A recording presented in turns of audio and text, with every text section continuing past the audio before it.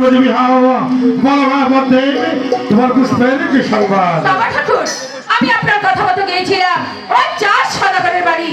4 সদাগর সে আমাকে পুজো তো দেয়নি, সে আমাকে চরম অপমান করে বের করে দিয়েছে।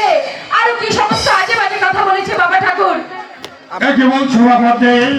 ওই যখন চাঁদে সারা ঘরে তোমাকে পুজো পুষ্প দেয়নি, তোমাকে কত রূপ অপমান করে তাড়িয়ে দিয়েছে।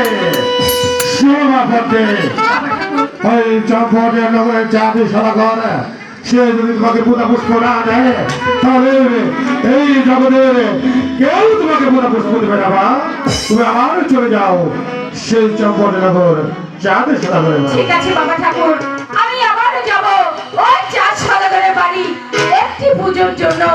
আমি যেভাবে এই বাড়ি তার কাছ থেকে একটি পুজো আদায় করে আনবো বাবা ঠাকুর। সেখানে আর আমি একা যাব না, আমার যত সহকারী আছে আমি তাদেরকে সঙ্গে নিয়ে সেই 4 সদাগরের বাড়ি যাব। বেশি মা বলতেন, তোমার যাহা ইচ্ছা তুমি তাহাই করো। আপনি আমাকে আশীর্বাদ করুন বাবা ঠাকুর। আশীর্বাদে করি মা বলতেন, তুমি দীর্ঘজীবী হও, দীর্ঘজীবী হও।